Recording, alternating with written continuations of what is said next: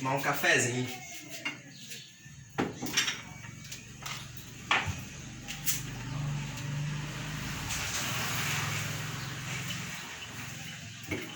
Peraí, uma mensagem? Poxa, mais uma fake news sobre justiça restaurativa? Não é possível. Eu vou ter que mandar essa notícia para Alessandro. Ele não vai acreditar.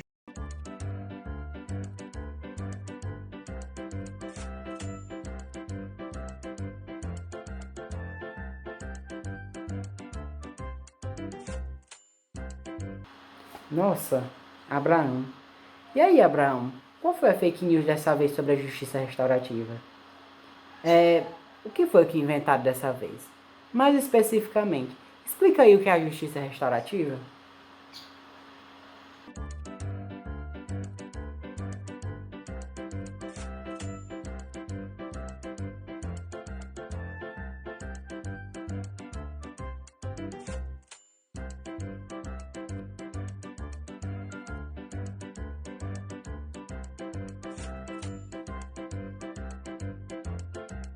Gente, hoje em dia tá rolando muita fake news em todas as áreas, né? E como a gente pode ver aqui, a gente vê uma notícia de um senador dizendo que a justiça restaurativa é uma justiça para passar a mão na cabeça de bandido. E a gente sabe que isso não é verdade. Então, eu e o meu colega Alessandro, a gente vai passar aqui pelos principais mitos que estão acontecendo e que estão sendo disseminados sobre a justiça restaurativa e tentar elucidar esses mitos para vocês, mostrando mais características sobre a justiça restaurativa. Então, vem com a gente.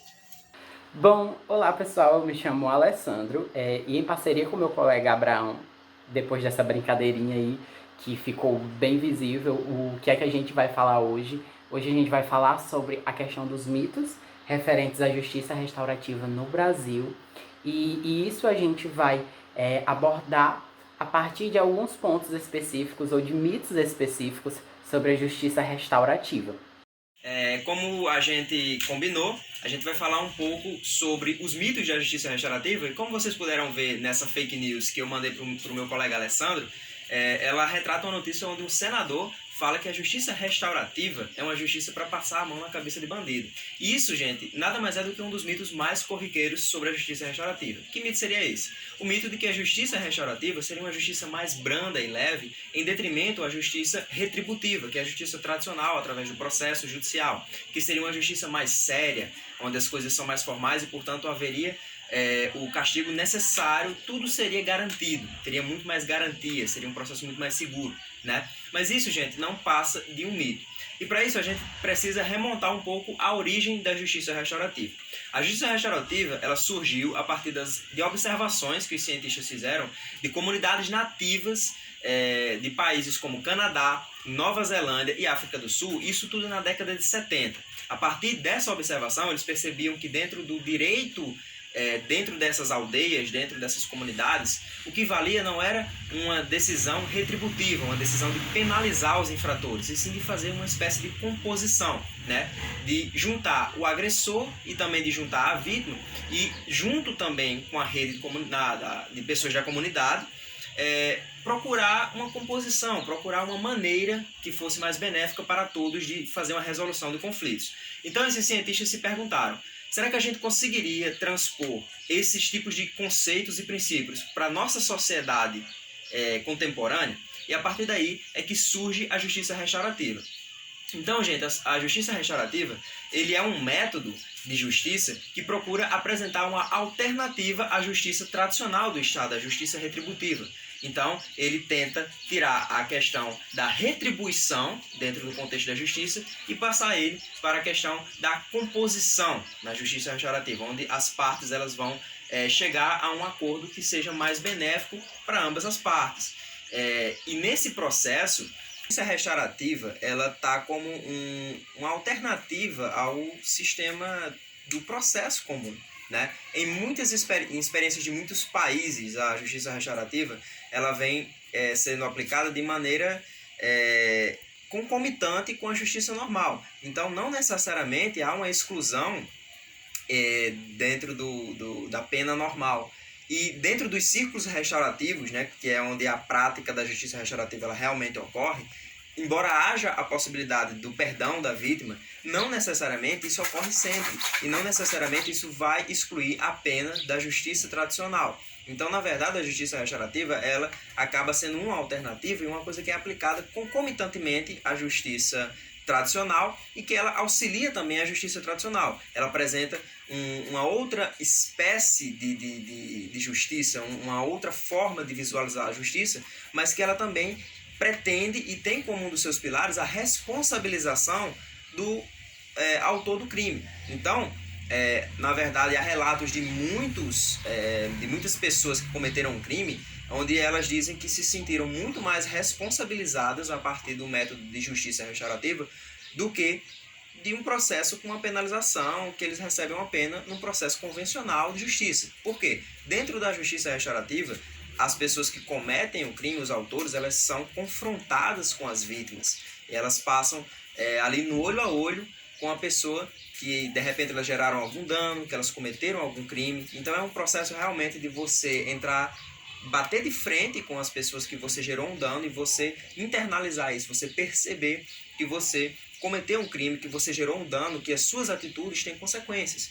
Então, quando falamos que a justiça restaurativa passa a mão na cabeça de bandido, isso é realmente uma fake news, porque ela não exclui o processo da justiça tradicional e da justiça retributiva, ela está ali como uma forma alternativa e que muitas vezes está sendo aplicada e dialogando com ambas e que também, nela mesmo, tem o objetivo maior também de causar uma responsabilização no autor do crime. Então, esse processo de responsabilização que cresceu nos jovens é também um dos pilares da justiça restaurativa. Se pudéssemos definir 3 princípios básicos da justiça restaurativa, seriam os seguintes.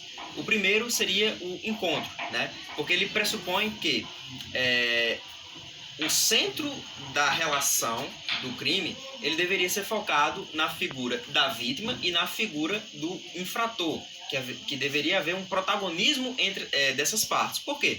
A verdade é que no processo judicial comum, a vítima ela só aparece ali no início. Ela dá a queixa e depois ela é colocada totalmente no banco de reservas, né? Ela não aparece a posteriori dentro do processo. Embora o processo ele traga uma figura de um Estado que está representando um de seus cidadãos que foi lesado, e isso possa parecer uma coisa positiva, a grande verdade é que as pessoas elas ficam muito aquém do processo, elas não entendem muito bem o que está acontecendo. É por isso que existem os juízes que vão falar por elas não estão muitas vezes entendendo as coisas intrincadas do processo, todo aquele linguajar, elas não têm um protagonismo, elas são realmente colocadas à parte. E a justiça restaurativa, ela visa que a vítima ela tenha um protagonismo, que ela realmente esteja dentro da resolução de conflitos. Ao mesmo tempo, a outra parte do processo, que seria o autor do ato infracional, ele também vai ter um maior protagonismo, na medida em que ele vai ter um processo de responsabilização com um contato direto com a vítima e que, a partir disso, ele vai entender melhor a dimensão dos danos que os atos deles causaram, né? E essa responsabilização ela vai ser muito mais sentida. O segundo ponto seria o ponto da reparação, isto é, o autor de um ato infracional, ele gerou um dano, então ele precisa reparar esse dano para com a vítima e também para com a comunidade que ele está inserida. Isso a gente pode ver muito bem no caso de 1974, onde os jovens eles tiveram que ser responsabilizados em entrar em contato com 22 vítimas dentro da comunidade, que era a vizinhança que eles residiam, né? E esse é realmente o processo de apoiar o autor do ato infracional, porque a gente precisa também visualizar ele como uma parte, trazer um processo mais humanizado e não um processo apenas estigmatizante, com penas, e sim um processo de autotomada de consciência, né? E para que ele realmente possa entender tudo o que ele fez e fazer uma responsabilização que parte dele mesmo, né? E o terceiro ponto seria a transformação, porque a justiça restaurativa acredita que é a partir desse tipo de metodologia, né, onde a gente tem um protagonismo tanto do autor quanto da vítima, que a gente vai ter uma maior persecução, um maior sucesso na persecução dos resultados da justiça. Isso pode diminuir os casos de reincidência, porque a gente está falando de uma pessoa que cometeu um ato infracional e ela realmente tem consciência disso, ela passou por um processo de enfrentamento com as consequências do que ele fez. Ele não está simplesmente sendo julgado por leis que ele não acredita. né? E nisso é que a gente pode correlacionar, por exemplo, com uma frase da atualidade que é da BBB Juliette, né? Que ela vai falar que as crianças nas comunidades, por exemplo, elas se apegam às facções, se apegam aos criminosos, porque elas não acreditam na lei que está no Estado, porque o Estado não está presente nas vidas delas, né? Então, em muitos casos de jovens infratores, a gente vê essa realidade. As penas da justiça tradicional, elas não significam nada, porque eles não acreditam no sistema, eles se veem realmente à margem do sistema.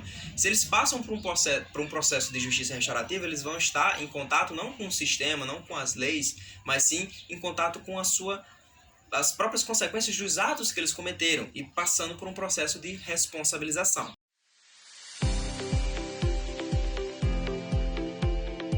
Bom, um dos primeiros mitos sobre a justiça restaurativa seria dizer que esta se presta apenas a crimes mais leves, o que não é uma verdade. Já se sabe que a justiça restaurativa ela pode atuar nos mais diversos âmbitos da justiça. Dentro dessas questões ainda poderia se encaixar um diálogo sobre o debate do que seria um crime mais grave, no sentido de que este, dentro do entendimento popular, seria os crimes mais de rua. Essa visão, ela não se consolida através de um debate sobre a real gravidade dos delitos cometidos, mas a partir de um debate que visa muito o que seria um crime, digamos assim, mais grave, num sentido mais popular. Ou seja, dizer que crime seria algo voltado mais para a rua, mais voltado para as ruas, os crimes de ruas, os crimes identificados pela sua periculosidade individual, dos baixos e negros, estados sociais, entendendo a corte de cidadão de bem, do cidadão criminoso. Ou seja, esse debate ele ainda é muito voltado sobre as características das pessoas, fundado sobre um estigma, um estereótipo, ou até sobre uma fala muito preconceituosa. Por isso essa fundamentação de que a justiça restaurativa ela não conseguiria atuar dentro de um âmbito ou com crimes de uma relevância maior ou de uma alta periculosidade. Bom, a justiça restaurativa ela não trabalha só com crimes mais leves, mas também com crimes mais graves. O que podemos dizer que tem no Brasil e o que ocorre é que não temos um preparo e também não temos uma estrutura para se abordar a diversidade de crimes e a diversidade de possibilidades que pode se ter dentro da resolução desses casos, dentro desses conflitos. Bom, outro mito sobre a questão da justiça restaurativa, dentro do conceito mais popular mesmo, se diz que a justiça restaurativa ela implicaria no não cumprimento da justiça tradicional. Isso é um mito a partir do momento que a justiça restaurativa ela pode caminhar junto à justiça tradicional e as duas podem acontecer juntas. O mediador ele não estabelece uma redução de pena, o que ele pode estabelecer é uma reparação de danos. É o que a justiça restaurativa se propõe mais especificamente a fazer. Segundo o artigo 74 da Lei número 9.099 de 1995, os crimes de pequeno potencial ofensivo, eles podem ter o seu processo legal excluído. E em se tratando de infrações cometidas pelo público infanto-juvenil, há outras possibilidades como a remissão ou a não judicialização do conflito após o encontro restaurativo. Já que pode-se estabelecer um plano de recuperação para que o adolescente não precise de internação, desde que o resultado gere segurança à vítima, a reorganização para o infrator. Outro dos mitos muito corriqueiros sobre justiça restaurativa é o de que se a gente apoia o infrator, né, o chamado criminoso, seria como se a gente estivesse apoiando o crime. Só que isso também não é verdade. Então, para desmistificar esse mito, eu também gostaria de remontar um pouco a história da justiça restaurativa e trazer um caso de 1974. Esse caso ele vai ser retratado muito bem no documentário de 2015, The Elmira Case, se vocês quiserem pesquisar a posteriori. Os últimos mitos tratados por a gente aqui hoje seria dizer que A justiça restaurativa, ela tira o direito de depois recorrer à justiça tradicional. O que não é verdade no sentido de que a justiça restaurativa, ela é suplementar à justiça tradicional. Ou seja, nada impede que você recorra, porque a justiça restaurativa, ela vai oferecer um ambiente para resolver demais problemas relacionados ao conflito. Então, a gente tem um leque mais amplo e uma diversidade maior de resoluções diferentes à justiça tradicional. Oferece-se uma gama ou uma forma mais diversa de se resolver o conflito em questão. Por último, um outro mito seria de que a justiça restaurativa ela existe apenas para desafogar o judiciário.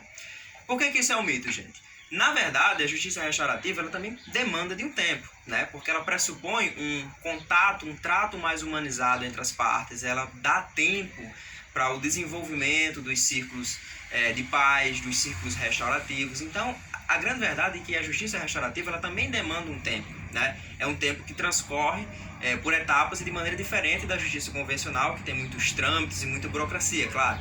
Mas, ao mesmo tempo, a justiça restaurativa realmente desafoga o judiciário no sentimento de que você tem outras alternativas para outros casos, né? Então, você divide aí, muitas vezes, as responsabilidades dos casos que chegam ao poder judiciário. Mas o principal ponto que torna tudo isso um grande mito é que a justiça restaurativa ela não está ali apenas a serviço de desafogar o judiciário, que ela tem realmente uma filosofia de justiça e de acesso à justiça que difere da justiça retributiva convencional, né, do monopólio da violência pelo Estado. Ela procura realmente evoluir, né? Então eu acredito que a principal palavra sobre justiça restaurativa é em termos de evolução. Vamos evoluir o acesso à justiça e as formas de tratar o crime, né? As teorias criminológicas. E aqui é importante ressaltar que a justiça restaurativa não é o mesmo que abolicionismo penal, mas é uma teoria, uma tese que ela procura meios alternativos de solução de conflitos, um tratamento que dê mais protagonismo às partes, tanto aos autores quanto às vítimas, que procure penas menos estigmatizantes e que trate todo o processo de uma maneira menos retributiva, de uma maneira menos violenta e de uma maneira, assim, mais humanizada. Bom, a gente gostaria de agradecer a atenção de todos que assistiram ao nosso vídeo. Se inscrevam no nosso canal e espero que tenham gostado da nossa explicação aqui, falando um pouco sobre os mitos da justiça restaurativa, que é muito difundido dentro do âmbito populacional e às vezes acaba por trazer uma visão errônea sobre o que realmente é a justiça restaurativa.